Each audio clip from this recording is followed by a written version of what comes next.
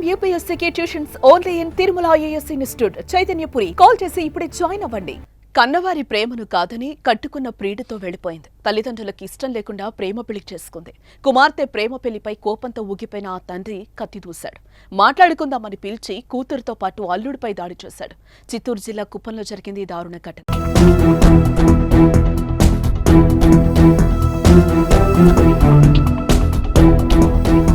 గుడిపల్లి మండలం అగరంకొత్తూరుకు చెందిన కౌసల్య చంద్రశేఖర్లు కొంతకాలంగా ప్రేమించుకుంటున్నారు. పెళ్లి చేసుకోవాలని కూడా అనుకున్నారు. కానీ కౌసల్య ఇంటిలో మాత్రం ఒప్పుకోలేదు. చంద్రశేఖర్తో పెళ్లొద్దని చెప్పారు. కానీ ప్రియుణ్ణి కౌసల్య వదల్లేకపోయింది.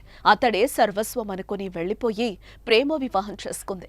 పెళ్లయ్యాక కుటుంబ సభ్యులు అర్థం చేసుకుంటారని ఆ నూతన జంట అనుకున్నారు. ఇంతలోనే రాజీ కోసం తల్లిదండ్రుల నుంచి కబురొచ్చింది. పెద్దల సమక్షంలో రాజీ చేస్తామని కుప్పం R&B అతిథి గృహానికి యువతి తండ్రి శివప్ప పిలిపించారు. ఎంతో ఆశగా వెళ్లిన చంద్రశేఖర్ కౌసల్యకు అక్కడ ఊహించని పరిణామం ఎదురైంది.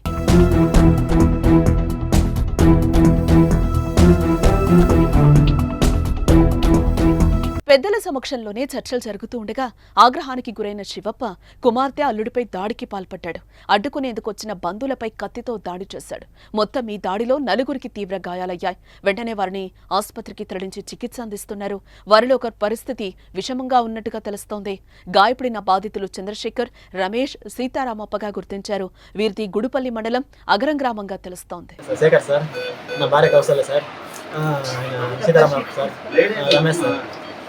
వీళ్ళ మంది ఆయన వచ్చి కత్తితో కొట్టాడు సార్. వాళ్ళిద్దరిని కొట్టకపోయా, వాళ్ళని మధ్యలో పోయి దాన్ని విడిపిస్తామని పోతే కత్తి చేతిలోనే తెలియదు, కత్తి తగిలిస్తుంది. కొట్టినాడు కత్తితోనే. ఎవరు? శివ. శివ ఎవరు? కొత్తపల్లి. గుడిపల్లి ఆగరం పంచాయతీ. ఈ మధ్య ప్రేమ, పెళ్లి వ్యవహారాలు గొడవలకు కేర్ ఆఫ్ అడ్రస్ అవుతున్నాయి. ప్రేమించుకుని కులాంతర వివాహం చేసుకున్న వారిని కుటుంబ సభ్యులు హతమారుస్తున్నారు లేదా దాడులు చేస్తున్నారు. పరువు పోయిందని మనస్తాపంతో కోపం పెంచుకుని ఇలాంటి ఘోరాలకు పాల్పడడం ఆందోళన కలిగిస్తోంది.